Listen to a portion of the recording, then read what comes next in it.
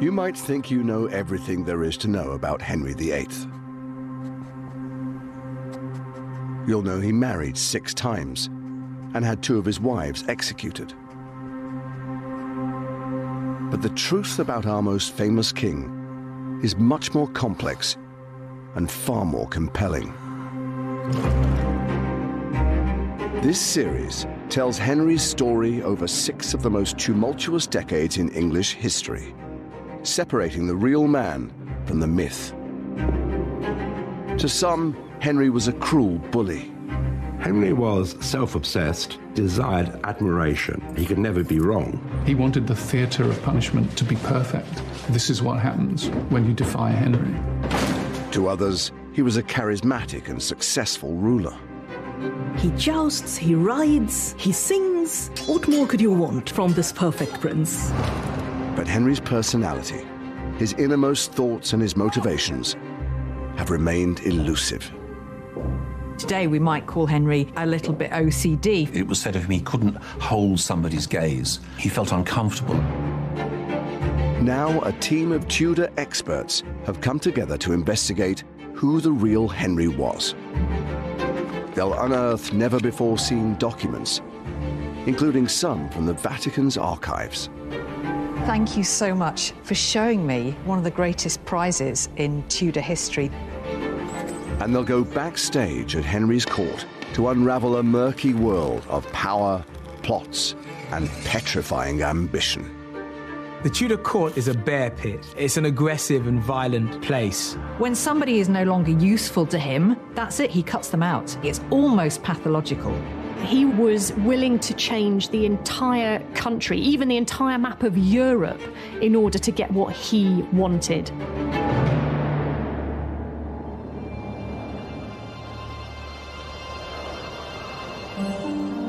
Henry VIII is born on the 28th of June, 1491. But he's never meant to be king in the first place. He's the spare heir, living in the shadow of his older brother, Prince Arthur. As the second son, the younger of the princes, comparisons could be made with Prince Harry. In fact, Henry was known as Harry for much of his childhood, and there are some similarities physically as well. He was allowed, really, to be a little bit wilder, to indulge his favourite pastimes. He just didn't have the same pressures as his elder brother. Henry clearly sees himself as the spare rather than the heir. I suppose in some ways that might be liberating, but in other ways it might nurture a certain jealousy. Henry later in life has this urge to prove himself all the time, to show that he can be a success even at his most successful, and there's something that must relate there to his childhood. His mother and all her female attendants spoilt him and made sure that the hard knocks and bruises of boyhood weren't inflicted on their charge, and anything he wanted, he got.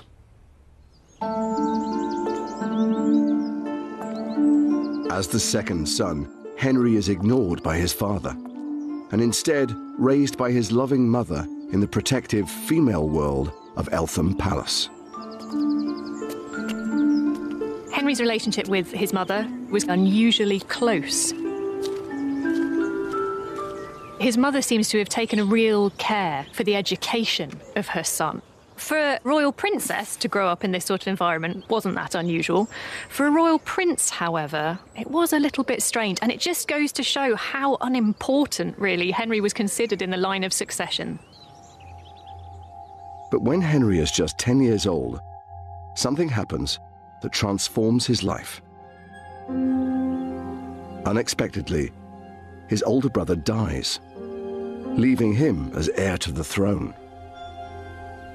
He's no longer the second son, he's the first son, and he's going to be King of England. It's hard for us to imagine the pressure on him, the idea of having to take up that position. To make matters worse, Henry's beloved mother, Elizabeth of York, dies just months later. Recently, this remarkable survival from Henry's childhood has been revealed to us, and it's incredibly exciting because for a long time it was thought that this was just any old page in an illuminated manuscript. But when we look Behind this figure of King Henry VII here, we see King Henry VIII, as he later became, as just a boy. This weeping child on the edge of an empty bed, that of his mother. He can't contain his emotion. His head is thrown into his arms in despair. We imagine Henry VIII as being someone that maybe didn't feel emotion, that wasn't affected by grief, but we can see in his reaction to his mother's death that it really broke his heart. He was now the heir to the throne, and he didn't have his mother to guide him. He had instead a very different figure in his father, a very problematic, I think, figure to try and move him into this new phase of his life, and I don't think that made it any easier for him. Henry's father, Henry VII, won the Wars of the Roses, a bitter civil war which lasted 3 decades and divided the kingdom. As the first Tudor king, he united the warring houses of Lancaster and York. But he now reigns over an unstable and uneasy peace. Paranoia was part of the Tudor DNA. The Tudors really had a rather tenuous, legally fragile claim to the throne of England. They were a very insecure dynasty.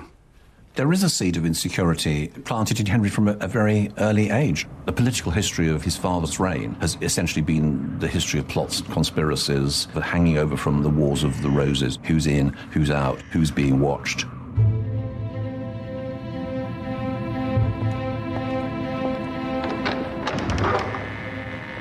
Everything changes for Henry when he becomes next in line to the throne. He is now brought up directly by his controlling father, after years of being sidelined.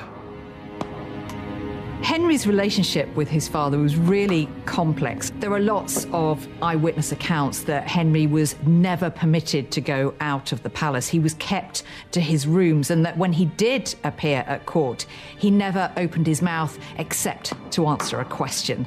This is so different to the upbringing that Henry had known. He must have felt like a virtual prisoner. As soon as Henry VIII is brought under his father's control, you see his personality just being squished, almost this overbearing weight of his father's anxieties, his paranoia, his concern that something might happen to this last vestige of the Tudor dynasty. As a very young boy, he hadn't really had much of his father's attention at all. But then, of course, suddenly, Henry had too much of his father's attention. He found it suffocating because Henry VII was trying to make up for lost time and kind of chisel this young, wild prince into a future king. Sometimes they argued quite violently in front of the court. On one occasion, a scandalised ambassador reported it looked this evening as if the king might murder his son. Little wonder, there was a deeply personal resentment against his father. After 7 years of living under this harsh regime, Henry finally glimpses freedom. His father is now dying, and Henry has been summoned to see him one last time. He knows that in a few short hours, his father will be dead, and he will be king. This is a king who's dying, still not feeling anywhere near secure on his throne. He wants the Tudor dynasty to continue. So, to his last breath, he's giving advice to his son, how to secure the realm, what sort of advisors to surround himself with. He told Henry that he had to marry Catherine of Aragon, the widow of his elder brother Arthur, and he would rule England with her. It wasn't a sort of if or but. This is what you're going to do. And Henry meekly accepted it. I'm sorry. You must understand.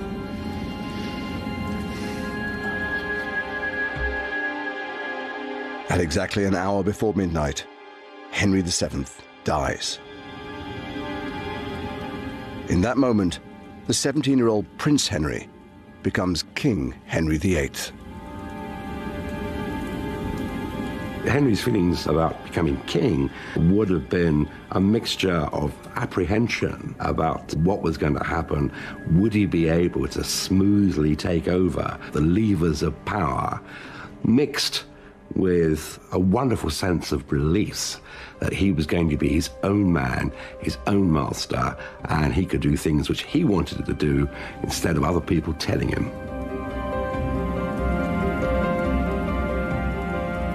Remarkably, no one outside that room will hear there's a new king on the throne for 2 whole days. The story of what happened in that 48-hour period has intrigued historians for centuries.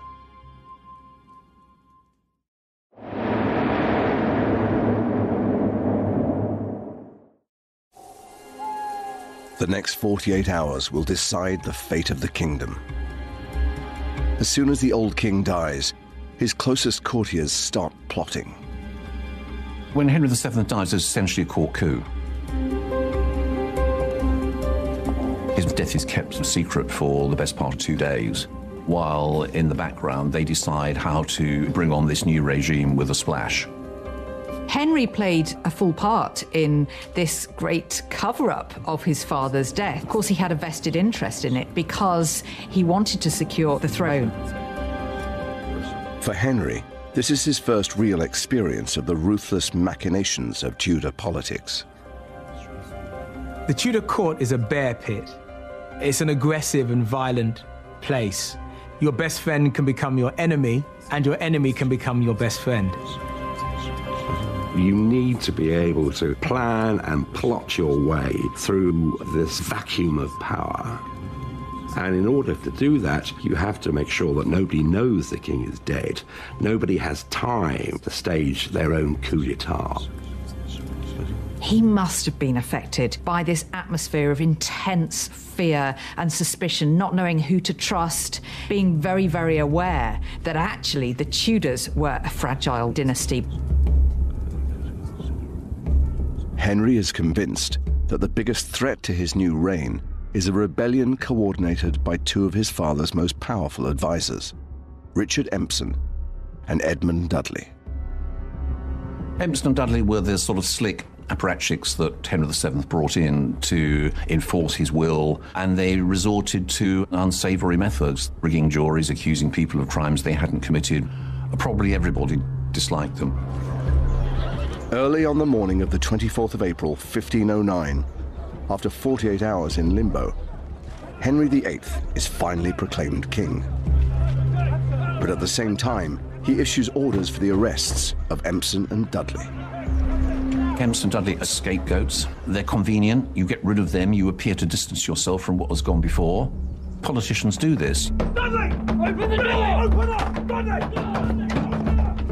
I think people had underestimated Henry before because they may have thought that he was merely a puppet that his father was controlling, but now Henry makes it very, very clear he's the one calling the shots.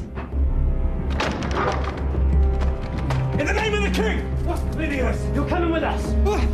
Get your hands off me!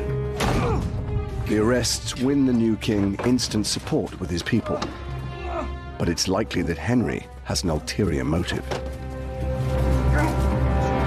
Henry VIII continued to resent his father for quite some time. He had had lots of his own impulses suppressed for years and years, and because Henry couldn't do anything about it as long as his father was king, when he was gone, well, there's an opportunity with Empson and Dudley to play out his irritations, his frustrations with his father. Down the stairs!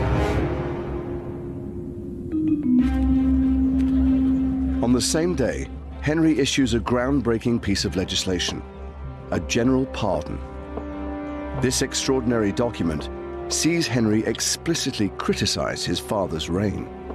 What Henry is trying to do is to win popularity and quickly. So as well as getting rid of his father's despised ministers, he issues a general pardon to all of those who'd fallen foul of Henry VII's justice. So of course this makes him incredibly popular. People love him. Now, that pardon is basically rubbishing Henry VII. This is an extraordinary move that you use your father's unpopularity to sell yourself to your subjects. Henry's telling his subjects that he knew they had suffered grievously through injustices imposed by his father, and he was happy to do all he could to right those wrongs. He wants to begin in a way that is going to make a break with the past. Of course, it's all about reputation. It's all about this gleam in his eye that he's going to be a famous monarch, the best king that ever reigned in English history.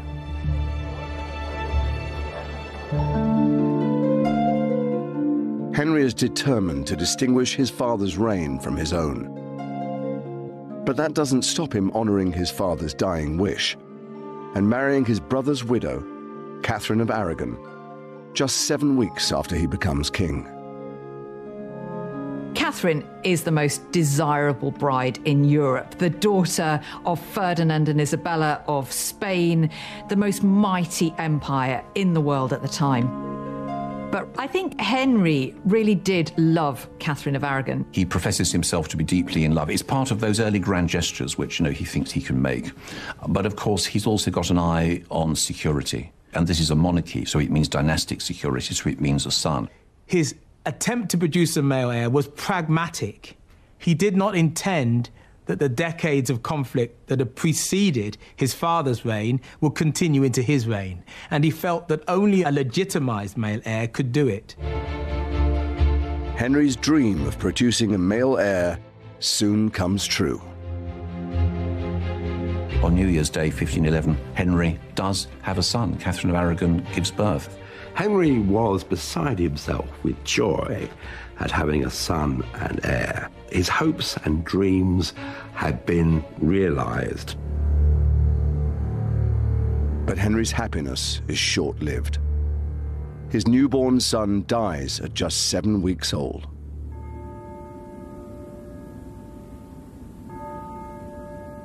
Henry doesn't seem to have responded very much at all to the news of his son's death. He does comfort Catherine, but there's no real sense from any of the chronicles or ambassador reports of this time that he is actually grieving himself. He is able to almost put a full stop on that child's life and move on from it. He has something intrinsic within him that he can just be cold, that he can shut down emotion. Throughout their marriage, Henry and Catherine will lose a total of 6 children. And Henry's anxieties about having a son and heir will intensify as the years go on. The big what-if of Henry's reign is, had that young Prince Henry, who was born on New Year's Day 1511, had he survived, everything would have been different. Henry would have had that son and heir from the beginning of the reign. He would have had dynastic security. Maybe he would have relaxed a bit. When Henry lost his son, Henry, Duke of Cornwall, he was also losing the opportunity to pass on his crown to a legitimised male heir. He must have wondered at that moment whether that marriage could produce a male heir. After 5 years of marriage, Henry still doesn't have a son, and his new dynasty is beginning to show signs of vulnerability. To bolster his authority, he enlists the talents of a cardinal who has rapidly risen through the ranks at court.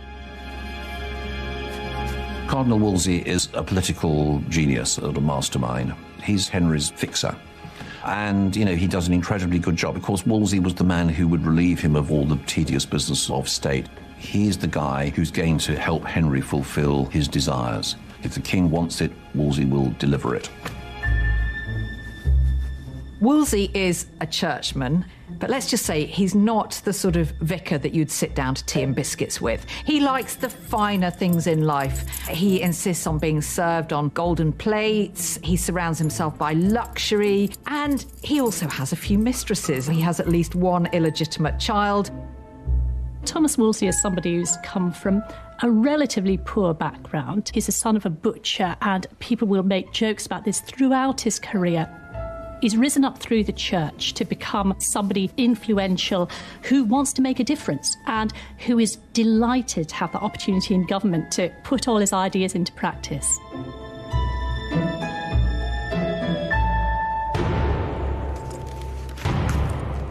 For Henry, Wolsey becomes indispensable. Henry has always loved outdoor pursuits, and whilst he hunts, jousts and fights, the cardinal takes all matters of state into his own hands. Henry in his 20s is often described as the most handsome prince in Europe. He was 6'1", stood above the other courtiers, and he certainly stood above the general populace. They could see him coming.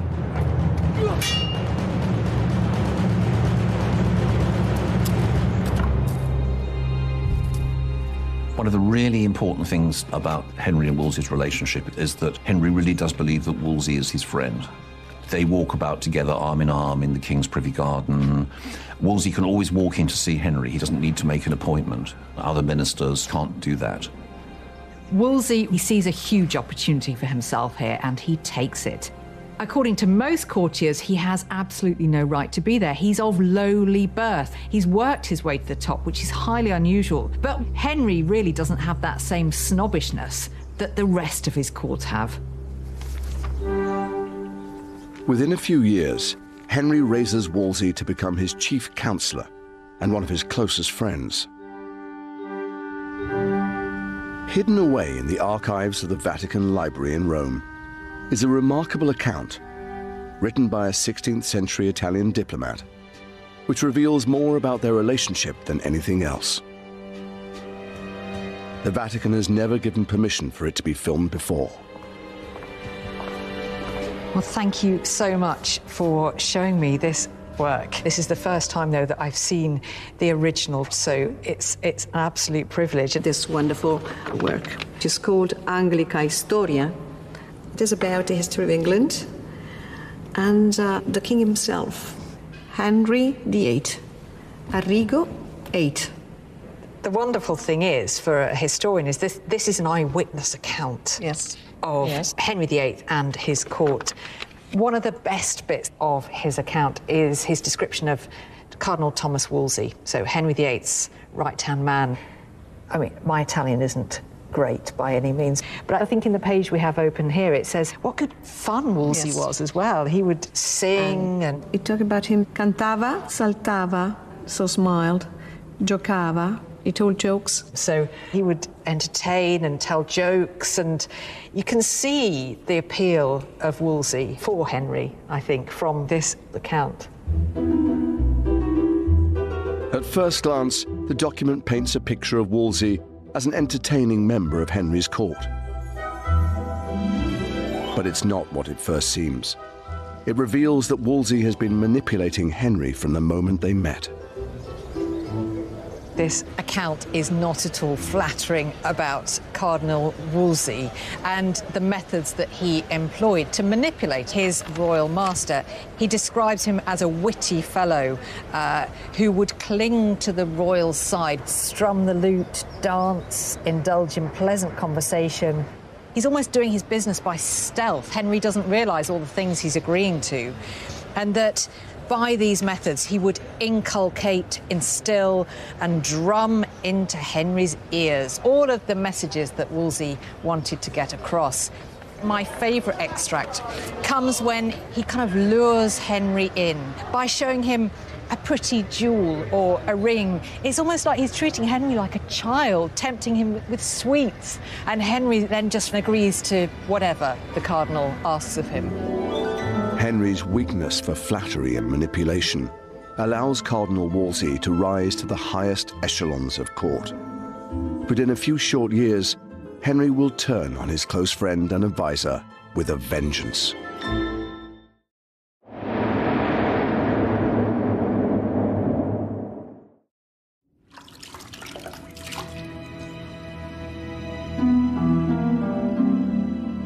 Henry VIII is worrying over the future of the Tudor dynasty. He still doesn't have a male heir, and he's surrounded by potential rivals to the throne. All his nightmares, all his problems haven't gone away. They've just been like good wine, lying there, getting stronger and more colourful. As Henry gets into his 30s, we see little glimmers of paranoia to the extent that he has started to change his personality. He started to mistrust people around him.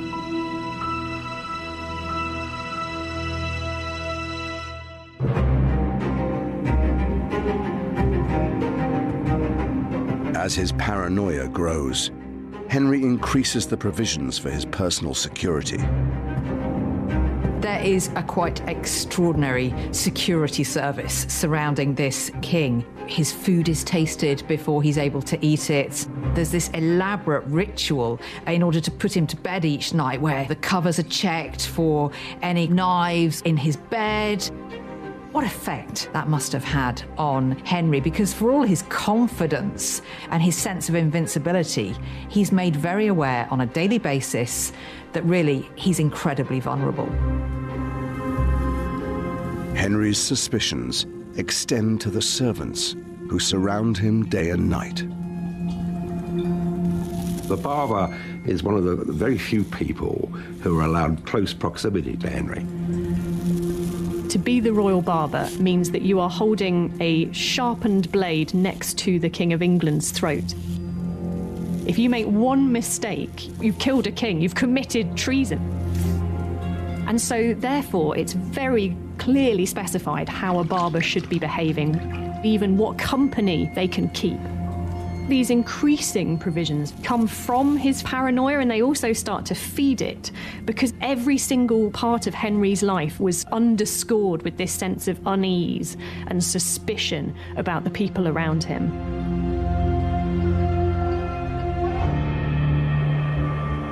Henry fears an uprising from a rival claimant to the throne.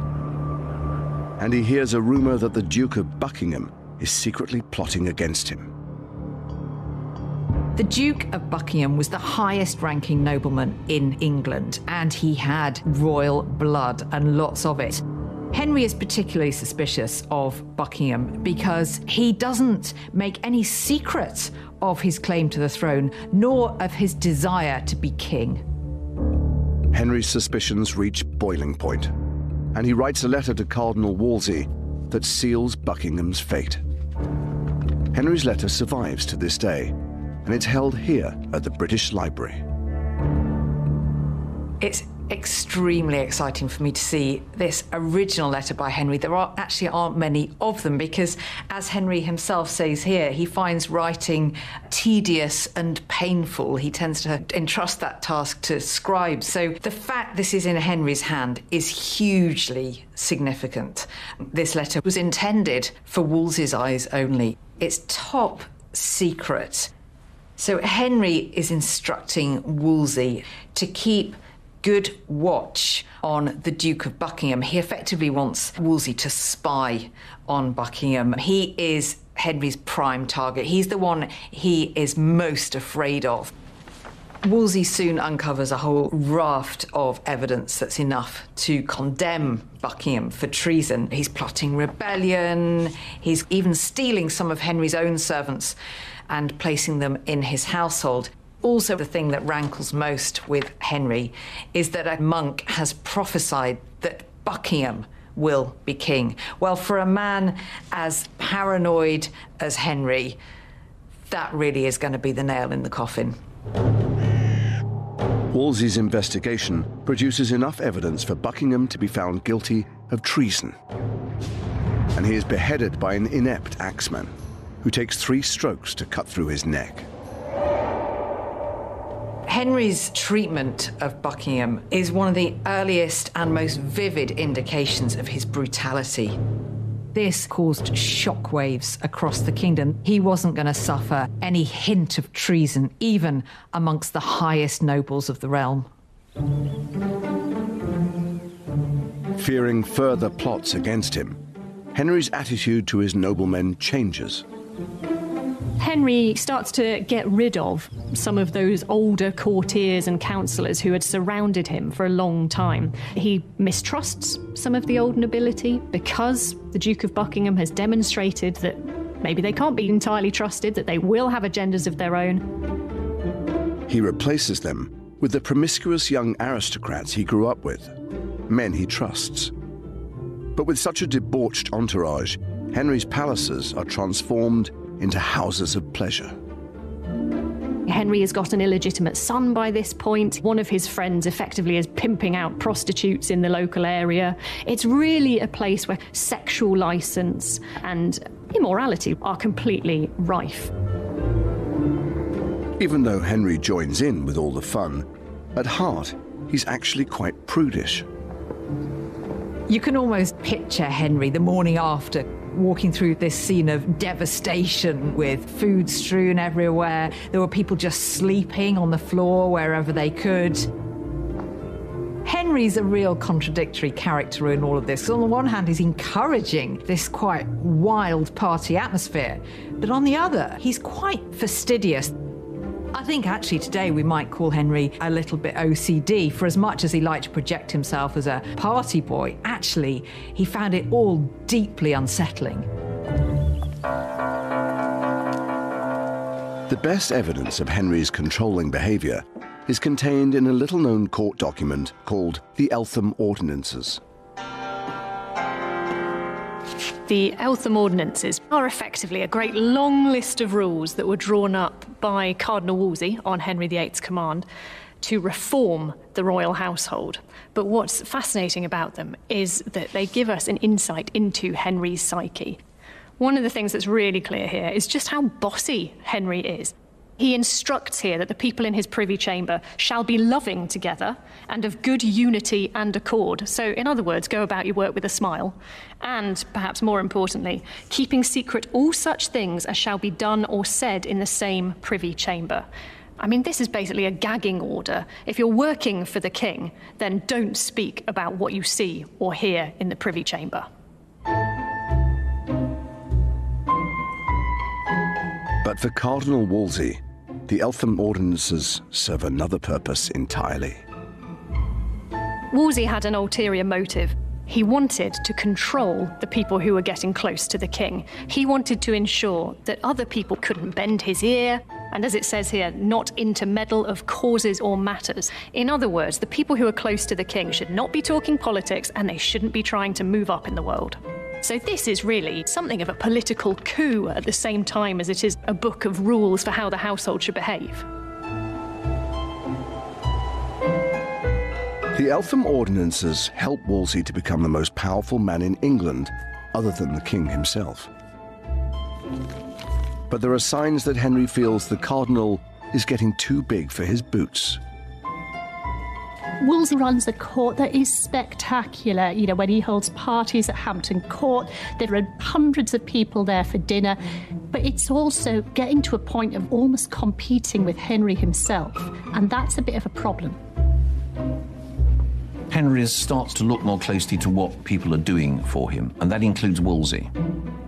He's contradicting Wolsey from time to time. They have the odd little clash. We think that somehow Henry was some sort of mental defective who needed his minister to tell him what to do. That's not the case. I mean, Henry was always in charge, even when he was just leaving things to other people. A real indication of Henry's growing unease with Wolsey's status comes over the issue of Hampton Court. Wolsey knows that Henry's a bit jealous of it. And when he realises that he's starting to lose Henry's favour, he makes this very symbolic gesture of giving it to the king.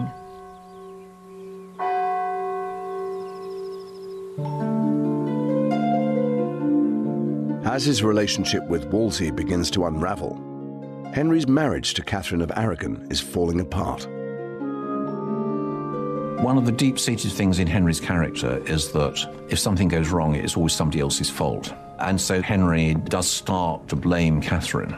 After the birth of the Princess Mary, their only child, there are no more living children. And then, of course, Catherine is almost 6 years older than he is, and she's going to enter the menopause, and that worries him. Throughout his reign, Henry has this problem, which is that he's king, he's meant to be in charge of everything, he's meant to be able to decide his own fate.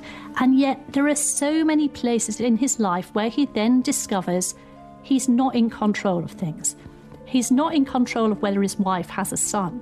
A queen is there for one principal purpose, and that is to produce sons. Catherine's not doing that, and therefore, you know, Henry, he's bound to look elsewhere. Henry's attentions are turning to a young woman at court, Anne Boleyn. He's had affairs before, but this time things feel different. Anne plays things slightly differently. As soon as it becomes apparent that Henry is considering the validity of his marriage to Catherine of Aragon, she starts positioning herself as the potential future bride, and Henry is quite happy to go along with this. And so they start on this attempt to get Henry's marriage to Catherine declared invalid. Desperate to end his marriage, Henry starts searching for a way to divorce Catherine. Once Henry's decided that he wants to marry Anne Boleyn, he goes all guns blazing to research this himself. He gets it into his head that the reason he has no sons is because he has transgressed that biblical rule in Leviticus that you must not marry your brother's widow. The thing about Henry is once he has his mind set on a particular course, he can be extraordinarily cold and ruthless in achieving it. And anybody who gets in his way, well, they need to watch out. Henry tasks Wolsey with securing permission from the Pope to end his marriage. With the divorce, Henry gives Wolsey an impossible job to do. Divorce isn't unheard of, but for a king to set aside a wife to whom he had been married for 20 years, that doesn't happen.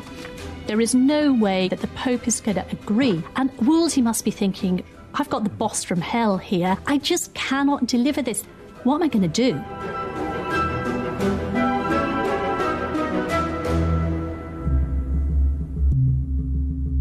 Wolsey's attempts to secure a divorce are failing. Losing patience, Henry takes matters into his own hands, and he initiates a very public trial of his marriage to Catherine. From Henry's point of view, the divorce trial should have been a way to sort things out and get a legal ruling to get his own way.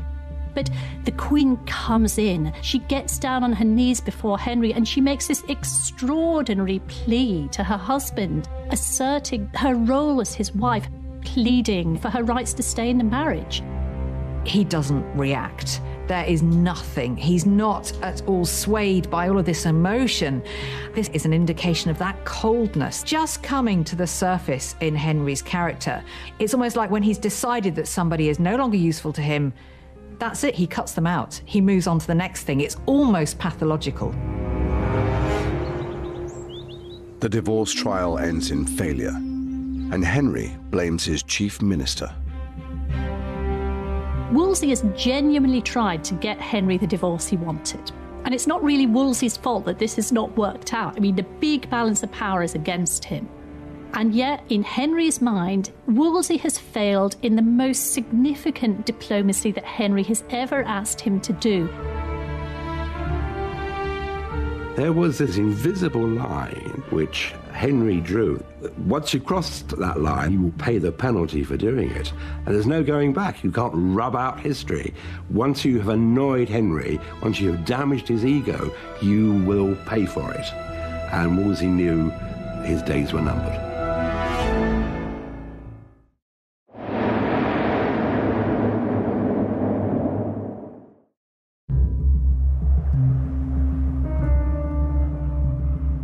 Henry VIII has turned his back on his wife and his closest advisor. And strange quirks are emerging in his character. If you actually met Henry VIII, it would be important not to fix your eye upon him for too long or stare straight in the face, because he really didn't like that. It was said of him he couldn't hold somebody's gaze. He felt uncomfortable.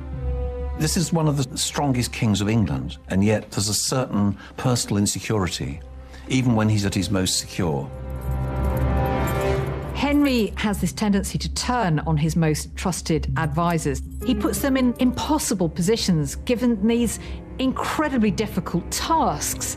And when they fail, as inevitably they must, they get all the blame, not Henry.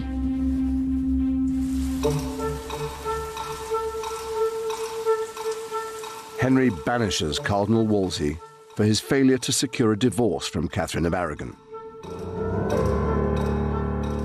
Once the king's most powerful subject, Wolsey is stripped of his post as Lord Chancellor, and his property is seized.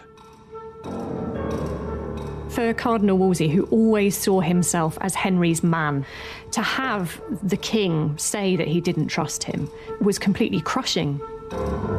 And from that moment on, we don't ever really see him regain Henry's trust. He is just slowly sliding inexorably towards his ultimate fate. Wolsey sends Henry a letter begging for his forgiveness. This letter, held in the National Archives, gives an insight into Wolsey's desperation. Wolsey is appealing so completely submissively to Henry in this letter that it starts with, "I, your poor, heavy and wretched priest, do daily pray, cry and call upon you," and then ends with, "Your most prostrate, poor chaplain, creature, I mean, not even a human being anymore, just a sort of beast of King Henry VIII. It could not be more clear in this that Wolsey is lowering himself in Henry's eyes. It really is quite heart-wrenching, I think, that he was reduced to this. The Cardinal's letter fails to win the king over.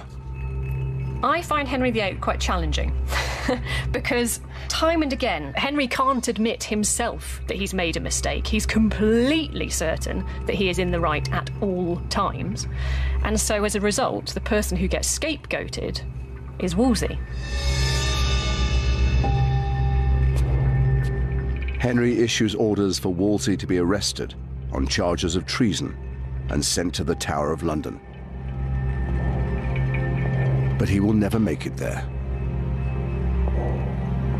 After arriving at Leicester Abbey to spend the night, he collapses and dies.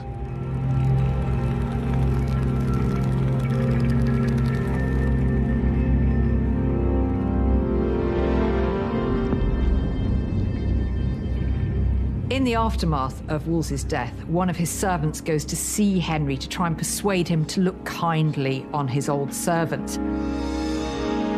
This is when we see Henry's contradictory nature, because Henry declares, "If I could lay out £20,000 to bring back the cardinal, I would gladly do it." In the next breath, he reminds Wolsey's servant that his master had died whilst owing him £1,500. After Wolsey's death, it becomes clear that the Pope will never grant Henry a divorce. But Henry is so determined to marry Anne Boleyn that he will stop at nothing to achieve it. The next few years will see Henry make the cataclysmic decision to break with the Pope and the Roman Catholic Church. He didn't want to be responsible to the Pope.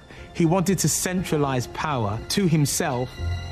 It was the only way he would get a divorce. It was the only chance of having a son and heir. Henry has started to radically change the course of English history. He transformed every aspect of his kingdom, religious, political, but he's developed into a very different man. He's moved from being someone who's a bit anxious and uncertain to someone completely convinced of his own rightness, the justice of all of his decisions. He was willing to change the entire country, even the entire map of Europe, in order to get what he wanted. In the next episode, Henry turns on his new queen, Anne Boleyn. The English court is a nest of hissing snakes. Absolutely nobody is safe. This reads, "Her crimes were so abominable. Anne is the most wicked queen in history." And Henry's paranoia begins to creep into England's politics. Henry VIII comes down on opponents with murderous force. You're either with him or against him. And if you were against him, you paid for it.